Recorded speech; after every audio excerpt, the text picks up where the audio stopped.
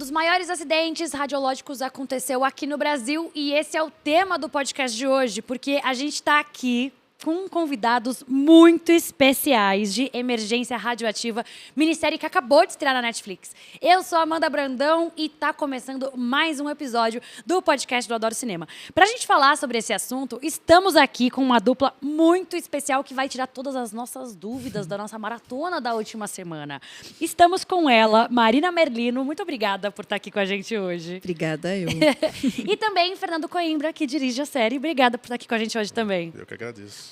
Gente, eu fiquei muito feliz quando falaram que ia ter essa série na Netflix, porque eu tenho hiperfoco nas coisas, né? E quando eu era mais nova, eu tive hiperfoco em Césio 137. Qual que era a relação de vocês com esse caso antes, assim? Vocês lembram de quando vocês descobriram ou vocês foram mais a fundo por causa da série mesmo?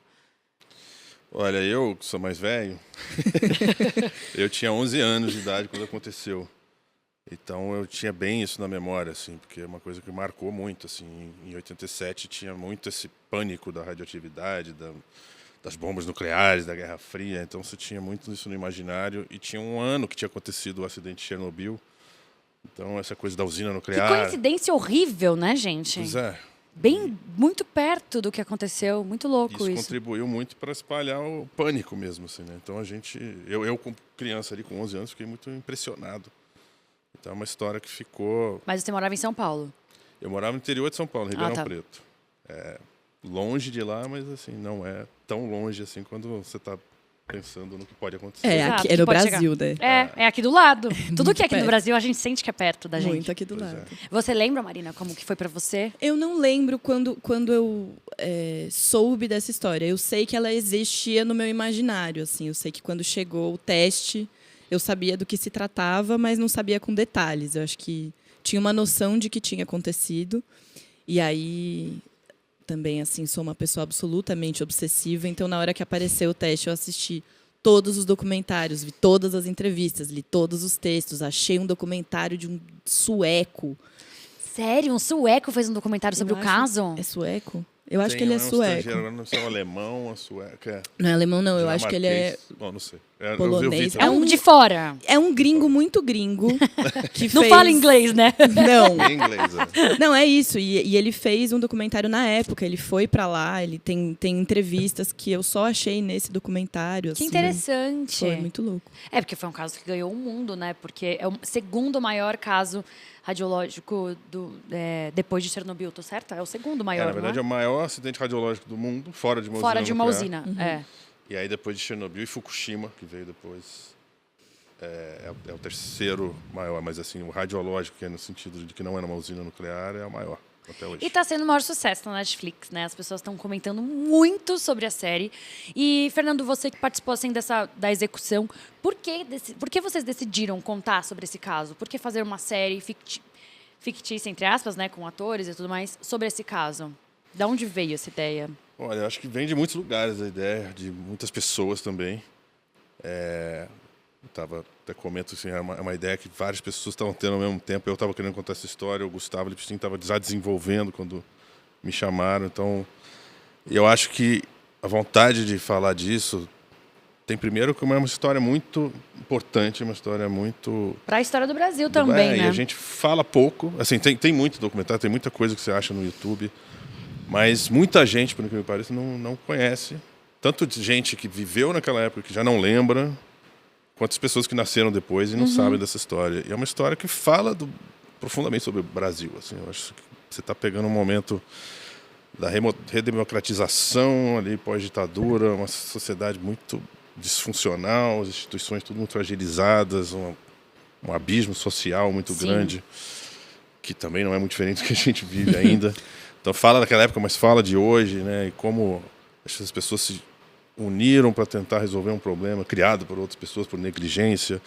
Então, assim, é uma história que fala de muita camada humana, é uma história muito forte, humanamente, emocionalmente, mas também fala de coisas sociais, políticas, do Brasil, uma memória de coisas que a gente precisa sempre trazer para não repetir esse tipo de Com coisa, certeza. porque esse tipo de tragédia continua se repetindo. Então, assim, se a gente não falar delas, a gente não vai aprender com elas para não repeti-las, né? É também para apresentar para uma nova geração, eu penso assim também, né? Para apresentar para essa geração de agora, como você falou, que Porque eu acho muito louco, porque aqui em São Paulo, por exemplo, eu não tive na escola esse caso. O Brasil tem que estudar, a gente tem que saber o que aconteceu na nossa história. O audiovisual ajuda muito isso, né? Tem toda a questão da pesquisa quando a gente faz uma série como essa. Vocês chegaram aí nos locais, vocês conversaram com pessoas que têm relações ali com as vítimas. Como foi essa pesquisa, até pra você, Marina, assim? Porque é uma tragédia, então é muito delicado também essa pesquisa, eu imagino, né? Quer começar, Fernando? A pesquisa foi imensa, né? Primeiro para os próprios roteiros, para a gente escrever a história, para toda essa ambientação, para toda essa coisa visual, né? De como era Goiânia, que as pessoas vestiam, como eram esses lugares. Então a gente fez uma pesquisa muito grande de imagens mesmo, inicialmente, e das histórias. E depois a gente foi para Goiânia com um diretor de fotografia, com um diretor de arte, com uma equipe grande para a gente ver cada lugar, cada rua, todos os lugares onde realmente aconteceu. Conversamos com vítimas, conversamos com médicos, conversamos com físicos, assim, da CNEM, do pessoal, inclusive médicos que participaram, que tem personagens inspirados neles na história, físico, enfim, muita gente que a gente ouviu em muitos pontos de vista, porque a série tem essa beleza de falar dessa história, desses pontos de vista todos, né? Dos médicos, dos físicos, dos governo, políticos, exato, das vítimas, enfim.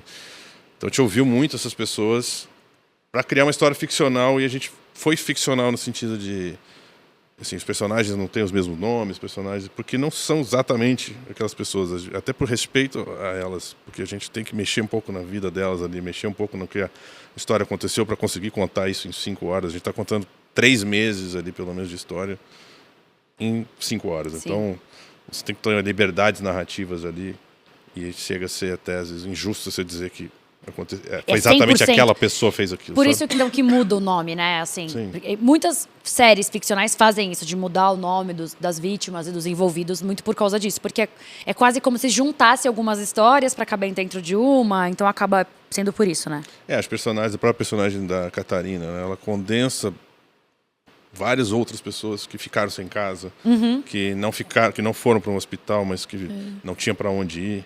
Então aquela jornada dela de voltar para casa não é o que aconteceu exatamente, né, com a mãe que perdeu a criança. Mas ela ficou numa situação assim, e muitas outras pessoas viveram aquilo. Então você tinha que condensar em um personagem, sabe, a experiência de vários outros. Pegando o gancho, acho que... Bom, eu cheguei 2 semanas antes da gente começar a filmar. Que loucura! Sim. Então eu não estava nesse momento. Quase pegou o trem andando.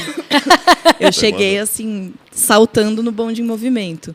Mas, justamente, quando eu fui fazer o teste, quando eu recebi o teste, que foi vários meses antes, veio a obsessão, eu assisti tudo, vi muitos vídeos, o Linha Direta, clássico. Procurei saber, assim, procurei tudo que era possível encontrar à distância e um pouco continuei acompanhando isso ao longo, depois, por interesse próprio, assim. Porque acho que é justamente muito sintético, assim, de um funcionamento de tragédias no Brasil, assim, em muitos sentidos, né? E aí, quando eu cheguei 2 semanas antes, foi um pouco reler tudo. E acho que, como o Fernando fala, a Catarina ela é uma condensação da história de muitas pessoas ali, das vítimas do Césio.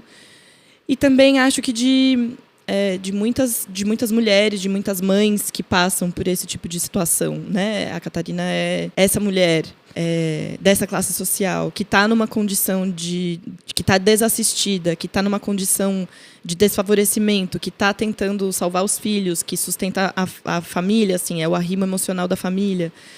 Acho que ela é muita gente. Então, acho que esse processo de pesquisa desse corpo da Catarina, enfim, de tudo da Catarina, acho que foi principalmente tentar honrar essa história dessas pessoas e fazer jus com dignidade, com respeito às histórias delas, assim. De tudo que você pesquisou e que você teve contato, você lembra o que mais te impressionou nesse caso, assim, o que te chocou? Você falou assim, nossa, realmente te tocou? Cara, eu acho que essa condição de você estar sem informação, essa sensação de impotência, de você não ter informação, ninguém te responde, ninguém te orienta, você não sabe para onde ir, você não sabe o que fazer.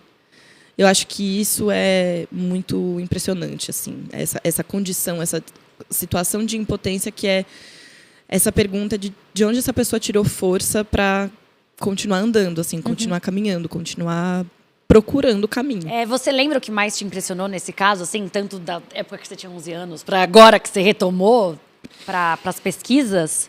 Olha, são muitas coisas, né? Assim, quando eu tinha 11 anos foi o fato daquela coisa radioativa estar ali tão perto.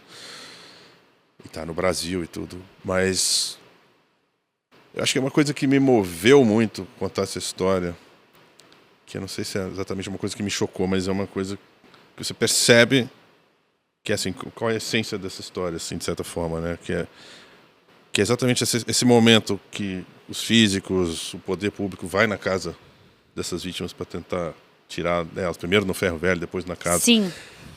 E que aí você vê que não existe uma relação de confiança construída, institucional, estatal. Nenhuma confiança, né? Porque a gente vem né, tá numa sociedade muito disfuncional, ali onde ninguém acredita no poder público, ninguém acredita na polícia. Então, assim, a linguagem é completamente outra. Quando você chega a polícia na porta dessas pessoas, as pessoas não acham que elas estão ali para ajudar, porque normalmente não estão ali para ajudar. Sim.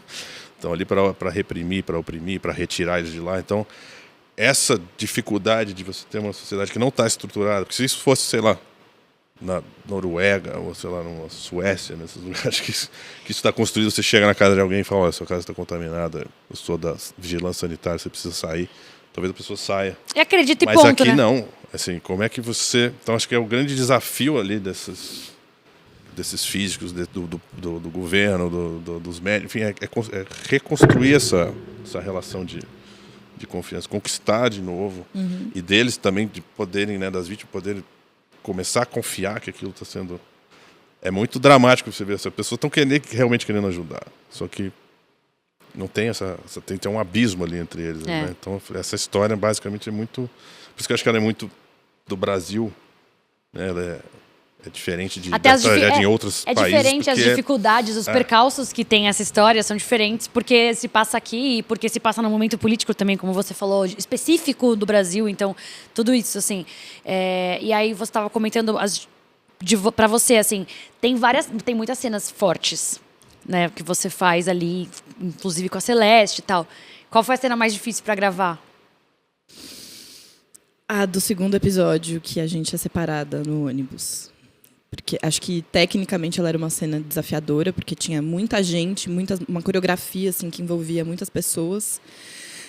Ai, porque essa separação, assim... A gente sabia o que ia acontecer, né? Nós, como atores, sabíamos o que ia acontecer. E a Mari é aquele fenômeno. Doce. É um doce. Nossa Senhora, assim. Ela virou uma paixão de todo mundo no set. Ela é uma grande atriz. E acho que é isso. Tinha um desafio, uma carga emocional muito grande, um desafio técnico ali daquela coreografia, da gente entender o que ia acontecer ali, e no final aconteceu um monte de coisa que não estava planejada, né? Tinha esse espaço para improvisar algumas coisas? Tinha, porque temos um diretor muito generoso, muito maravilhoso. E essa cena, aconteceu um monte de coisa ali que não estava planejada, que não estava no roteiro. E aconteceu um pouco uma mágica de... A escuta de todo mundo estava muito acesa, muito acordada, né? Porque... acho que é um momento muito desafiador dessa separação, que acho que vai um instinto muito de leoa, né, de proteger os filhos, assim, esse gesto de entregar seus filhos na mão de desconhecidos é muito duro. Essa cena, ela é claramente muito visceral, assim, né? Tipo, ela dando a bonequinha pra ele antes, assim. Nossa, acaba comigo. E é o que você falou. A gente que conhece a história, a gente já sabe o que vai acontecer depois daquilo ali. Então a gente já fica com o coração na mão antes mesmo de ver acontecendo, assim. Só que quem é a Catarina? O que é ficção dela e o que é real que você trouxe ali? Me ajuda aqui, Fernando, a pensar isso. Eu acho que tem, assim, algo dessa trajetória dela, do fato dela ser mãe da Celeste, né? Do que acontece com a Celeste, de como a coisa acontece com a Celeste, dessa separação, de como acontece essa despedida, que é... Aí você vai junto comigo aqui.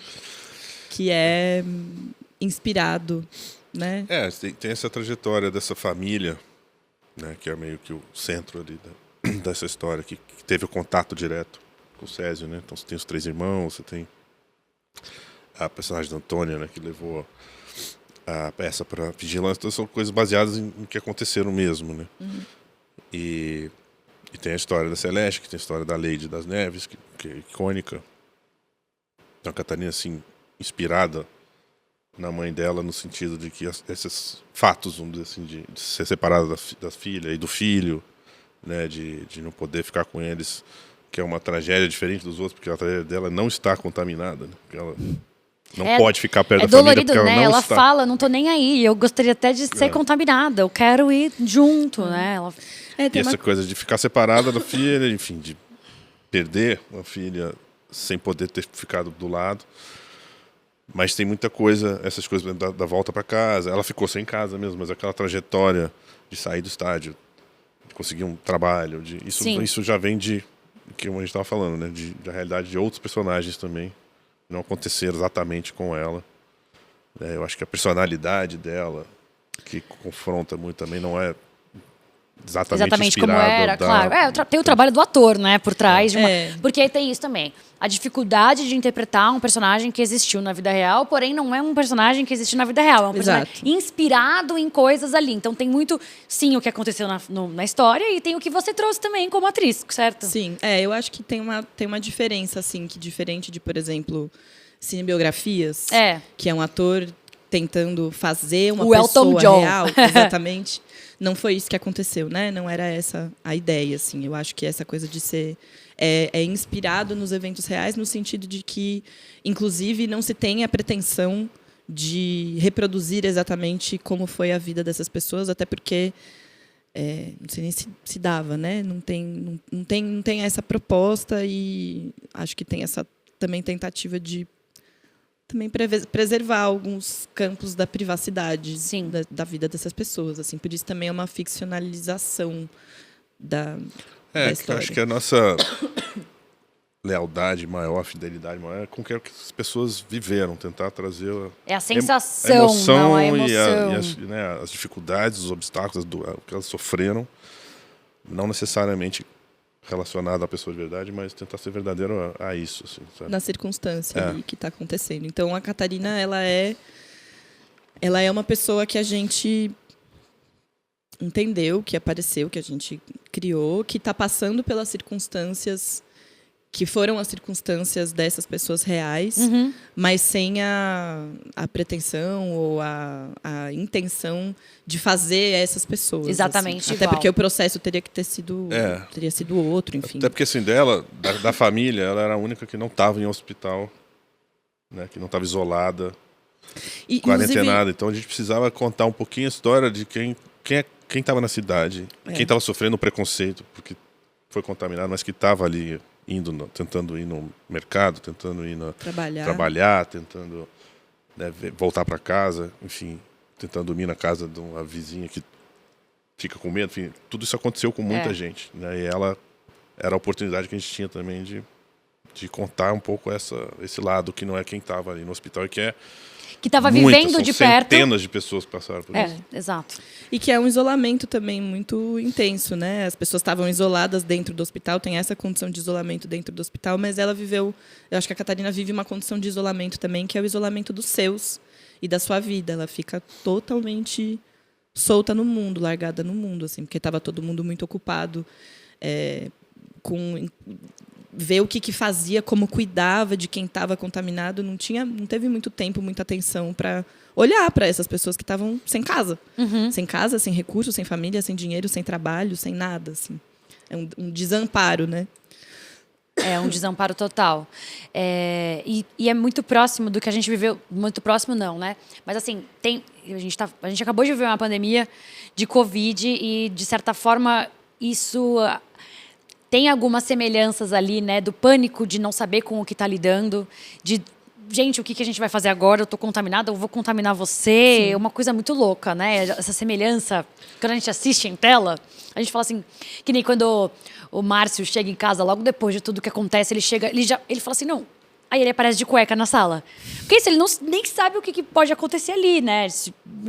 De contaminar outras pessoas, assim. Eu tive fiz algumas comparações na minha cabeça, sabe? Com a pandemia de Covid, assim. Não, é muito parecido. Quando a gente começou a trabalhar nessa história, a gente pensava nisso o tempo todo, porque eu acho até que o fato de a gente estar contando agora, as pessoas que estão assistindo se relacionam ainda mais. Entendem ainda mais, né? Porque essa coisa de repente fecha tudo, de repente para tudo, tem uma coisa no ar, tá no ar, não tá, pega na roupa, pega se você encostar em alguém, ou você pega de você entrar no elevador e você não sabe. Eu lembro quando começou a pandemia, eu saí para comprar máscara, já não tinha mais.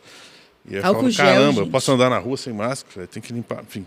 E ninguém sabia de nada, e ali era muito a mesma coisa. Né? Ninguém sabia de nada, a população não tinha como informar, os próprios físicos que entendiam mais daquilo. É a primeira vez que estava lidando com aquele tipo de situação, também precisavam eles entender também como as coisas estavam acontecendo, como estavam se espalhando. Então essa ameaça invisível, essa coisa que pode te matar, mata mesmo, não mata, fica doente, essa coisa é muito parecido com a pandemia. A cena do ônibus também, que falam, tem que tirar os ônibus de linha, não pode andar. Não, mas como assim não pode andar o ônibus, gente? Tem que andar o ônibus. Aí eu pensava, nossa, meu Deus do céu, a pandemia deve ter sido muito parecida, sabe? Tipo, não, como vai fechar tudo? Não pode fechar tudo, não, mas tem que fechar? Vai fazer o quê? A gente tem que entender. Trabalha de casa, mas e quem não pode trabalhar de casa?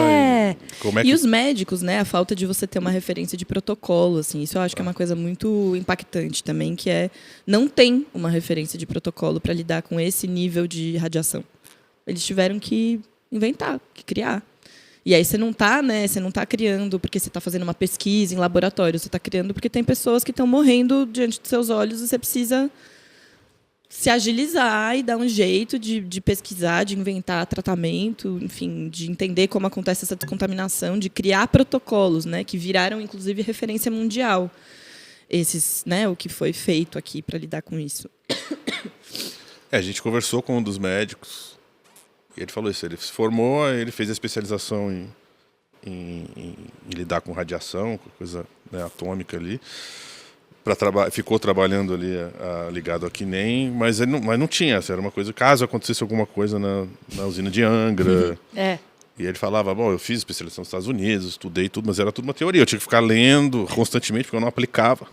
E ele diz, no dia que aconteceu, ele estava no Rio de Janeiro, ele não tinha muito o que fazer, ele saiu para instalar um tape, lá, um toca-fita no carro dele, não sei o que. Quando ele voltou, estava todo mundo atrás dele, ele falou, cara, você tem que ir para Goiânia. Ele falou, o que aconteceu? Aconteceu um acidente.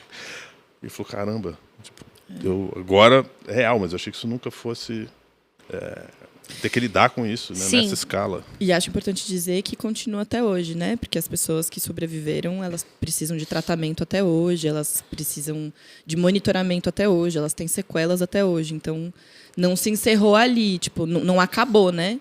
O tratamento continua, né? Os tratamentos, as consequências, as limitações, as dores, elas continuam até agora, porque faz muito pouco tempo. Essas pessoas estão vivíssimas. E ainda há muitas questões, assim, pessoas que adoeceram e que não foram exatamente contabilizadas, né, como vítimas diretas, porque é um adoecimento que acontece depois. Então, eu acho que esses protocolos e essa pesquisa das consequências, eles ainda estão em aberto, né? Eles ainda não estão... Não está fechado, não bateu-se o martelo, porque tem coisas que ainda estão entendendo. Sendo estudadas, né? Eles fazem um acompanhamento anual, né? Todo mundo vai pelo menos uma vez por ano fazer exame, tudo, não só para acompanhar, mas acho que também como uma forma de estudo, de ver ao longo do tempo. Quanto isso vai ser, né? Quanto a longo prazo. E tem coisas que eles não conseguem, como a Marina falou, assim, tem coisa... morreu de um câncer 10 anos depois. Pode ser, mas também como, né, não tem como fazer essa conexão coisa exata, fina, né? para dizer foi exatamente por causa disso. Então, tem muita gente que morreu que provavelmente foi algo que foi desencadeado, mas que é difícil de comprovar, outros que é só uma coincidência, enfim, então... Mas a região de Goiânia ali, que eu estava pesquisando esses dias, muitas regiões já estão funcionando normalmente, né? Que o Césio passou, assim. Ela funciona. Onde era o Ferro Velho, a casa do não. Devair, onde era a Rua 57, está ainda concretado. Né? Sim. Então, eles demoliram, concretaram, não pode construir nada em cima, mas está ali, assim. É um nível de radiação baixo, né? A gente foi lá. Mas tem alguns lugares que já voltaram. Né? A casa do próprio Ivo, que era o pai da Lady, já construíram outra coisa no coisa lugar. em cima. Já tem alguns lugares que... O que eu não sabia, que eu vi o Linha Direta, que você mencionou e tal, para entender o caso na época que eu soube, e eu não lembrava da questão de cimentar a cadeira. Quando eles falaram isso, não, a gente vai colocar um tubo de cimento e vai jogar cimento em cima. Eu falei, nossa, será que isso aconteceu assim na vida real? E foi assim! Foi assim, foi a cadeira ficou lá. Cadeira e tudo o resto, né? A cadeira ficou ali naquele... cantinho. E aí, a gente tava falando nos bastidores da luz, né? Que tinha no pozinho, que na série é muito iluminado. E na vida real, ele era bem luminoso mesmo, assim? Era assim? E como que vocês fizeram pra fazer ele na série? Olha, eu tava obsessivo com a ideia de que essa coisa tinha que brilhar mesmo. Que não fosse completamente um CGI, assim, de pós-produção. Para os atores poderem interagir, né? Inclusive a Mari, que faz a Celeste, que é uma criança de 6 anos, para ela poder mexer naquilo, passar, enfim. É trágico isso, mas eles tinham que poder passar no corpo. Então, se fosse uma coisa totalmente feita em pós, não teria essa mesma materialidade ali na hora de filmar, né? Então, a gente conseguiu muita pesquisa ali de efeito, da arte e da galera de efeito, do Chiose. Pegar um material fosforescente, sólido, que era usado para fazer essas coisas de tomada, de interruptor que brilhava no escuro. A estrelinha que a gente usava no teto. A estrelinha do Starfix é mais ou menos o mesmo princípio, só que é sólido, então você consegue moer aquilo e fazer o pó em várias gradações, misturando um pouco com outros materiais para dar a textura. E aquilo a gente carregava com a luz infravermelho na hora de filmar. Então ficava com a luz ali 1 minuto em cima, quando você tira no escuro, brilha mesmo. E brilhava mesmo em cena. Muito, muito mesmo. Era fascinante. Era muito intrigante. E aí ele tem um tempo, depois de um tempo ele começa a esmaecer, né? Então tem um trabalho na pós ali, depois de levantar o brilho, às vezes. E entre um take e outro vinha a lâmpada, né? Cortava, vinha a lâmpada. Ah, para dar uma iluminada pra mais. Aí rodava mais um pouco. E aí ele fazia essa luminância na cara mesmo, no rosto? Você que tava ali na cena, você lembra disso, desse contato? Lembro. E eu lembro que foi... Acho que não foi difícil pra Mari ter esse alumbramento, assim. Todos nós ficamos. E aí dá essa sensação, né? Porque você imagina... Cara, eu acho que se a gente tivesse diante de uma substância daquela sem saber, né? Se isso não tivesse acontecido e aparecesse um pó brilhante daquele agora... É porque parece quase como uma peça... Que é isso, a sensação que eles tiveram é isso. É que era uma coisa meio pedras preciosas, coisas preciosas, né? Que eu acho que foi o deslumbramento na época também, né? Tem uma coisa meio mágica, sobrenatural, assim, meio ficção científica. Sim, assim, sabe? Uma magia. Porque ele tem mesmo. Eu consegui ver um vídeo no YouTube que filmaram, porque você não consegue ver essa imagem, né? Mas eles conseguiram filmar com um tubozinho de vidro que protege a radiação e você vê que sai uma certa frequência. Isso a gente botou em pós ali, tem uma frequenciazinha de luz que treme ali, que é da radiação. Então isso é uma coisa a mais do que um glitter, do que uma purpurina, sabe, de você olhar. Tem um brilho próprio. Tem um brilho ali que você fala que isso aqui é uma coisa meio mágica. E é muito bonito, então não parece ser perigoso também. Exato, porque encanta, né? E não queima, e não, enfim, a radiação ela é uma coisa que não age depois, né? Então você pega naquilo. E é mágico porque quando você acende a luz, ele fica branco. Ele perde aquela luz. Então é uma coisa que era encantador também, porque você pegava aquela pó meio branco, meio cinza, apagava a luz e aquilo... É que nem quando a gente compra camiseta que brilha no escuro. Você apaga a luz e fala, você vai ver brilhar agora, que vai brilhar. É tipo isso, né? Vou te mostrar um negócio que vai acontecer. E aí eu perguntei pra Marina qual que foi a cena mais difícil pra ela. E pra você, Fernando, qual foi a cena mais difícil de realizar, assim? Porque é impressionante a qualidade da série. Inclusive, falei nos bastidores, queria reiterar que, assim, muito bem feita, as cenas são muito bonitas, assim, é toda uma série muito bonita de assistir. Pra você, teve algum momento que foi mais... Você teve mais cuidado, ou teve mais trabalho de produção, alguma coisa, curiosidade, assim? Olha... Vários.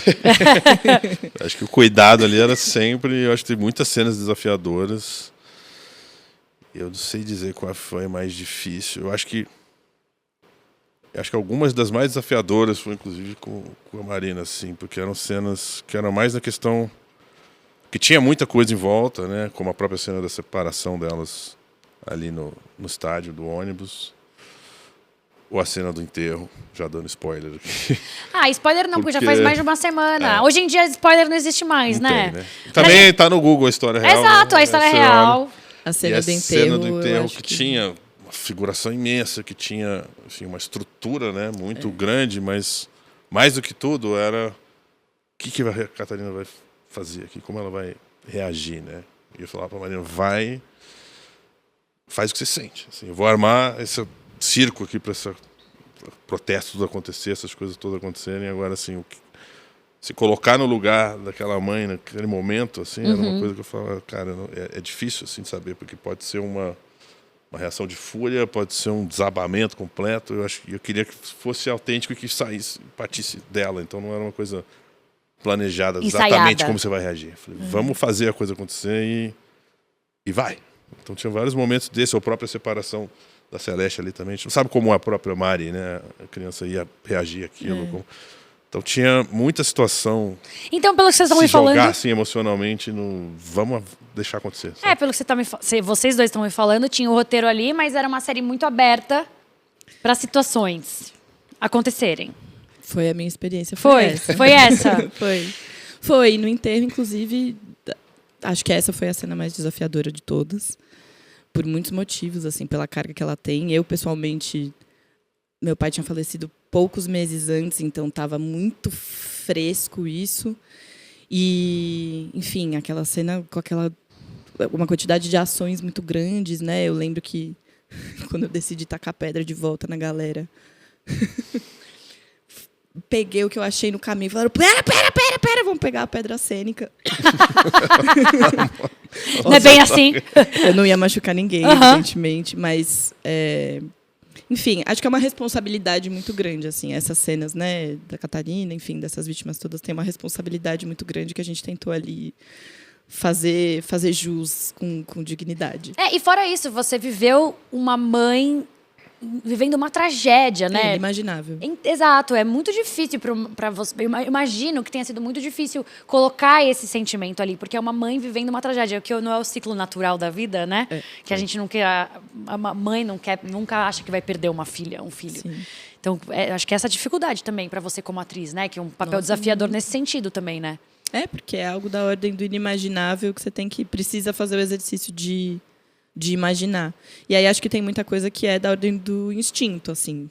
Se você for planejar, acho que fica bom se acontecer isso, a coisa não acontece, assim. Então tem que confiar, acho que no corpo, no que o corpo te leva a fazer. E aí nesse sentido a gente está num set que tem essa generosidade, né? Que tem essa possibilidade de ter um tempo, de você respirar, de ter silêncio, da coisa acontecer.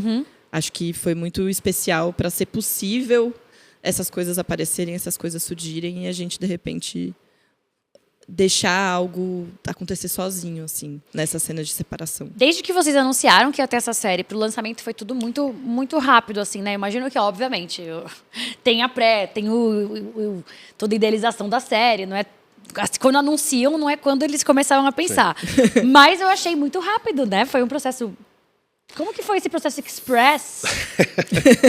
Que é uma loucura. Foi, acho que uma das coisas mais rápidas. Que é até bom, porque você faz e logo já lança. Você já vê nascer, né? Deve ser gostoso ver nascer. Nossa, pra gente foi um alívio, não esperar 2 anos pra assistir a série. Exato. Mas foi intenso, assim. Porque, óbvio que toda a escrita e toda a preparação levou anos, mas a gente anunciou quando já estava ali para começar a filmar. Mas entre filmar e lançar, né, a gente filmou junho, julho, agosto do ano passado. E aí foi um processo de pós ali, para mim. Eu que estava numa filmagem que foi muito intensa, uma pré-produção muito intensa, uma filmagem muito intensa, geralmente você chega na pós, na hora que você vai montar e tudo, você fala, agora dá para... Respira, né? Eu achei que foi tão intenso quanto a filmar, ou mais. Porque são 5 episódios sendo feitos ao mesmo tempo, tá, pra gente conseguir Eu lançar. adoro minissérie, gente. Eu amo minissérie. Eu adoro ver coisa curtinha, que conta tudo rápido. Eu também. E eu amei a cor que vocês usaram nessa série. Tem uma cor diferente, né? Ela tem um visual, uma estética meio oitentista, até no visual do produto, né? Não só na produção, eu digo na pós. Tô Sim. certa? Não, teve o trabalho todo da arte, do figurino. Mas a fotografia do Tegito, que é um fotógrafo maravilhoso, com quem eu já trabalhei algumas vezes também, que fez o Ainda Estou Aqui, que ganhou o Oscar. E é um trabalho muito refinado dele ali. A gente trouxe uma lente anamórfica para dar outro tipo de flare. Então a gente queria uma cara muito cinematográfica. Tem uma cara bem cinematográfica mesmo. Tem. Sim, porque é assim, até o fato de ser uma minissérie, assim, para mim é um filme de 5 horas. E pelo fato de ser os anos 80, essa coisa mais Se fosse um sensorial. filme do Nolan, ia ser um filme. Normal, né? Ia estar no cinema, gente, se fosse do Nolan. Não tem problema, hoje em dia os filmes são assim. Os filmes são longos. E as pessoas estão maratonando. As pessoas estão vendo 5 horas seguidas, viu?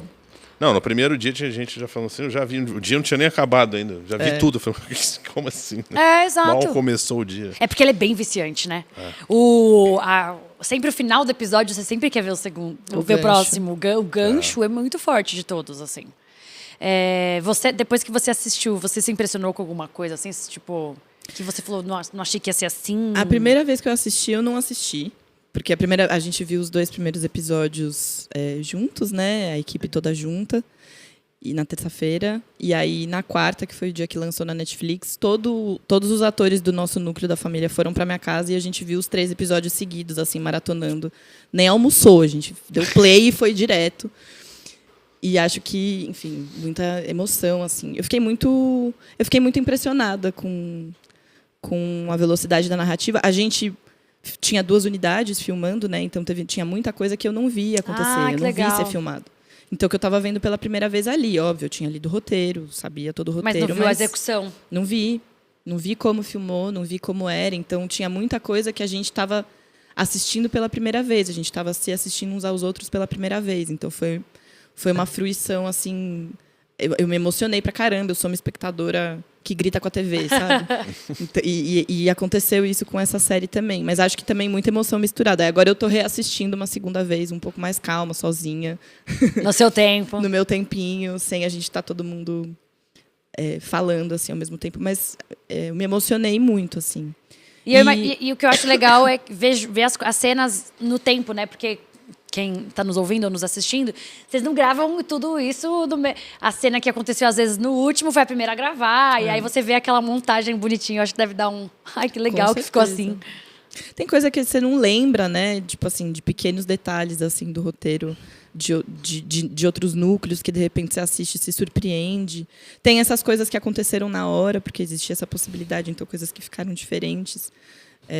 Acho que foi muito emocionante, assim, ver como ficou. Ficou muito linda, né? Essa série acho que foi muito especial aproveitar aqui para enaltecer as equipes, porque grande trabalho, todo mundo muito concentrado. Foi um set super gentil, respeitoso, assim. Depois da estreia, tá fazendo maior barulho na Netflix, top séries, tá? Eu acho que vai fazer... A gente não tem esses números ainda, porque tem uma semana só, mas acho que vai fazer muito sucesso lá fora também, vai ser... E qual a reação do público mais surpreendeu vocês, assim, agora que vocês estão vendo que o público está recebendo, viu em um dia, enfim? Olha, tem muita reação. Muita reação, né? É muito curioso ver, né? A gente estava até falando, eu nem tinha Twitter, X e tal, eu entrei só para ali quietinho, assim, só para ver as pessoas, porque as pessoas comentam, parece que estão falando com a tela. Assim, né? O Twitter é ótimo pra ver coisa mexendo no Twitter. Nossa, sou viciada naquilo ali. Tem umas coisas hilárias, mas tem... Eu acho que é curioso, assim, como essa série ela é assim, multi-plot, assim, multi-pontos de vista, né? E ela fala de muitas personagens de camadas sociais muito diferentes, de origem muito diferente. É curioso ver o público tendo percepções também diferentes, né? Tem gente que fica irritado com as vítimas porque elas resistem e não vão. Como assim? Você fala, pô, mas bota no lugar dessa pessoa, está na sua casa, chega aqui, sai aqui, sai, vem, vamos, tá um negócio invisível aí que te contaminou. Aí você vai vendo as pessoas que se colocam no lugar de umas, as pessoas que se colocam no lugar do outro, a pessoa que fica com raiva daquilo tudo, a outra que se comove com aquilo tudo, enfim, tem um pouco de tudo, né? Não sei. Tem um pouco de tudo. Eu fiquei impressionada com isso das pessoas maratonarem, com a velocidade com que as pessoas assistiram. Assim, que foi muito rápido. Eu até falei, gente, vai acabar semana que vem, não vai mais ter ninguém pra ver. Não, Mas eu acho que é uma série que cresce no boca a boca. Pelo contrário, quando as pessoas Total. começam a maratonar muito, daqui, nossa, vai ser uma cauda longa, sabe? É tipo muito tempo das pessoas comentando, porque uma vai contando pra outra. Eu, no meu grupo de amigos, ontem falei, gente, assiste a Emergência Radioativa, é de um caso tal.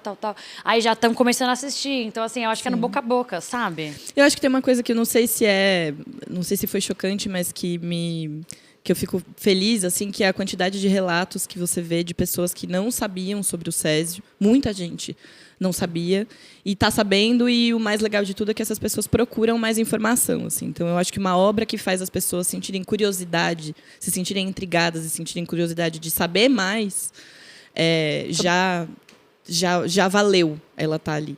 E sobre a própria história, né? Vale isso também. Sobre o Brasil, exatamente. Sobre uma coisa que aconteceu aqui. A gente, às vezes, sabe tanto justamente porque acompanha, enfim, obras audiovisuais de outros países, principalmente Estados Unidos. De repente, a gente vê uma coisa que aconteceu aqui. E aí as pessoas começam a elaborar, a refletir, a falar sobre como as coisas se dão aqui, como se organizava lá, se é parecido com agora, casos parecidos. Então, isso está sendo muito legal de acompanhar, assim, porque eu acho que as pessoas estão se informando, se indignando também, procurando saber sobre as vítimas, como elas estão. Acho que jogou luz, assim, e curiosidade nas pessoas a respeito. E cutucando na ferida também do caso, né? Gera um assunto, né? Assim, por conta disso, né? Você vai pesquisar mais, a pessoa que lembra, a pessoa que não lembra, se aconteceu mesmo, ou se discutir essas coisas todas que estão ali, né? Assim, é uma série. Eu acho que isso ajuda muito nesse boca a boca, nessa coisa de pessoas começam a falar muito sobre. E começam a querer ver, assim, a gente já viu postagens de mais diferentes coisas, assim, guia do estudante, porque é assunto para escola, é assunto para muita coisa, né? Profissionais de radiologia também que assistem e comentam e falam, cara, eu estava estudando isso semana passada, isso está muito legal, assim. Você recebeu alguma mensagem legal, assim? Recebi. É gostoso isso, Recebi, é muito bonito. Acho que isso tá sendo um pouco impressionante, assim. A gente tá no top 10 da Netflix em vários países, isso é um pouco, cara, que loucura. E, já se assistiu em outra língua? obviamente, a gente botou dublado para ver como tá. E as mensagens que eu tenho recebido também, que é muito emocionante, assim, eu acho. Inclusive dessas pessoas que às vezes são profissionais técnicos que assistem e se relacionam e falam, caramba. Tudo bem. É um podcast 18 mais. Ai, que bom, que escapa. E comparações com Chernobyl são não tem como, né? Acontecem. Teve algum tipo de inspiração na série ou outros produtos que você se inspirou ali na hora de fazer essa pesquisa? Assim, que falam de outros casos, eu digo, né? Não, Chernobyl, quando eu vi a série, eu fiquei muito impressionado. É uma série que eu gosto muito e fiquei assim, caramba. Que também é outra história que estava ali na memória de infância, mas que eu não sabia os pormenores. E é uma série excelentemente bem feita, assim, né? Tem uma coisa de Chernobyl, da arte, por exemplo, a direção de arte. Que tem uma coisa que Chernobyl ela se passa na Ucrânia e as pessoas estão falando inglês, mas ela é tão bem feita na coisa da arte ali. Você vê ali a Ucrânia, o leste europeu, ali como é aquela casa das pessoas e tudo. Você até esquece isso. E vocês tiveram esse cuidado muito também, né? Eu tinha muito essa obsessão, assim, falando, da mesma forma que Chernobyl tem isso, a gente tem que ter... Porque assim, a história é tão absurda, porque muita gente fala isso, né? Aconteceu isso mesmo aqui no Brasil. Então, assim, quanto mais real você for, mais naturalista você for, falar, não, isso aqui é o mundo real. Tá vendo? Essas pessoas são pessoas de verdade. A gente não está contando uma ficção científica. Poderia ser uma distopia, né? Mas não é. É uma história real. Então, essa preocupação... Chernobyl teve isso muito, a gente teve também muito grande. Agora, tinha também no contraponto, porque você falava, bom, Chernobyl é leste europeu, frio, é outro temperamento de ser humano, é outra temperatura de ambiente mesmo, assim, então, outra cor, como é isso no Brasil, como isso é no Centro-Oeste, como é isso aqui com o brasileiro, enfim. Então, aí a gente foi para outro lado, assim, sabe? Mas tinha uma inspiração, às vezes, até na coisa... Spielberg, assim, de ficção científica um pouco, porque eu achava que quando eles vão pro estádio, quando eles começam a sair da vida comum para esse lugar de exceção, tem o quê de sci-fi. Eu falava, isso aqui é um sci-fi retrô, assim, porque aqueles equipamentos, cintilômetro, Geiger, eles parecem umas coisas de ficção científica antiga, né, dos anos 50, assim. Então, esse estranhamento era importante também, porque essas pessoas entraram, de repente, no mundo com aquelas pessoas, com aquelas máscaras, com aquelas, sabe, trazia um pouco o ponto de vista deles de, pô, entrei num mundo de ficção científica, que é um mundo diferente e não é confortável, e não é, então, traduzir isso um pouco, esse cinema, ficção científica anos 80, Spielberg, assim, Também foi uma ajudava inspiração. a dar um toque, assim. Ah, legal. Ao mesmo tempo que o Costa Gavras, do Z, que enfim, é um filme também de muitos personagens, de um acontecimento político que tem essa urgência um pouco thriller, mas mais realista, assim, também inspirou, enfim, muita coisa ali. Você assistiu algum filme de maternidade ou alguma coisa do tipo que te inspirou na sua personagem ou não? Cara, isso é uma loucura, assim, porque meu último trabalho antes da Emergência Radioativa foi um longa-metragem chamado Las Prenhadas, que é um filme argentino-brasileiro, em que eu faço uma mãe, uma mulher que está grávida, que já tem alguns filhos e que está entrando em trabalho de parto e que anda muitos quilômetros em busca de atendimento. Então, ela e a Catarina têm muitas coisas em comum. Assim. Ah, que legal. Essa coisa da maternidade, de estarem desassistidas, de andarem muitos quilômetros a pé. Acho que... Então, eu tinha muito fresco, assim, muito recente, essa pesquisa da maternidade, inclusive do parto, da gravidez, de tudo, estava muito fresco, assim. Então, acho que foi um pouco revisitar essas coisas todas para a Catarina. Essa pesquisa que você já tinha dentro de você. E agora a gente está indo para o final. Minhas 2 perguntas finais, assim, que é... Por que vocês acham que está fazendo tanto sucesso essa série? Por que esse caso está instigando tanto as pessoas? O que mais instigou vocês e que vocês acham que está no público também? Eu acho que o que mais instiga a série a ser vista... Eu iria por 2 caminhos, assim. Eu acho que a história real, aqui, nossa, sobre Brasil, de uma história muito recente. E acho que o assunto do Césio, que é uma coisa que desperta ao mesmo tempo... as pessoas ficam muito intrigadas e é um pouco assustador, né? Porque eu tenho essa sensação, assim, se aconteceu ali é porque, de repente, pode vir a acontecer de novo, né? Ainda mais nesse mundo que a gente está vivendo, em que se fala tanto a respeito de energias nucleares, nas suas mais diversas formas e terrores. Acho que isso gera muita curiosidade, mas acho que o que move as pessoas, o que me moveu, assim, o que eu acho que está movendo muita gente pelo que eu estou acompanhando, é a história real, a nossa história real recente. Acho que o público brasileiro gosta muito de história real. Mas essa história tem esse fator de você se identificar. Poderia acontecer com qualquer um, sabe? Qualquer um de nós poderia ter mexido com aquilo sem saber o que era. Qualquer um de nós poderia, como a gente teve na pandemia, sujeito a uma coisa que você não controla. Sua vida, de repente, passa a ter regras e perigos que você não está acostumado e vira uma vida de exceção. Então, acho que todo mundo se relaciona muito com isso. Com uma certa facilidade, assim. Então, eu acho que isso gera realmente uma identificação, assim, grande nas pessoas. E também o fato de ser, assim, é diferente essa história, né? Uma coisa que quando a gente começou a contar, a gente falou, a gente está fazendo uma série, a gente não está falando em nada contra quem fala, mas a gente tem muita série, né, que fala de crime, que fala de... Tem sempre um tiroteio, tem sempre uma coisa, isso, já fiz isso, faço, tá tudo certo, mas, assim, é diferente. Isso aqui é um drama humano, real, dentro de uma realidade meio distópica ali que é diferente. Uma coisa que a gente nem acredita que aconteceu no Brasil, né? A gente fala assim, mas isso aconteceu aqui? E aí, minha última pergunta é, eu quero dar mais trabalho para vocês e para Netflix.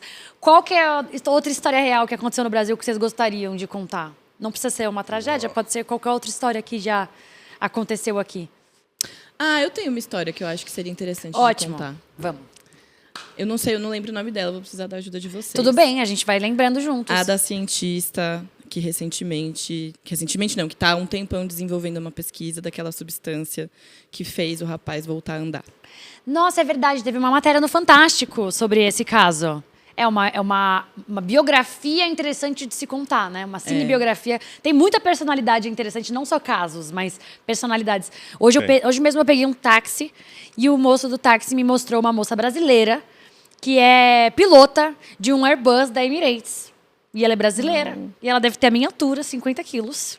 E dirige um Airbus de 2 andares. Uau! Olha que loucura! História de mulheres fortes. Tipo, que você fala, você sabe, quando eu fiz o Narcos, na 3ª temporada, a gente tinha uma cena com o Black Hawk, aquele helicóptero militar que voa no escuro, que é super de precisão, que você dirige pilota com... Era uma mulher. Com uma coisa de... Como é que chama? Infravermelho, para que ele fique fica completamente invisível no escuro.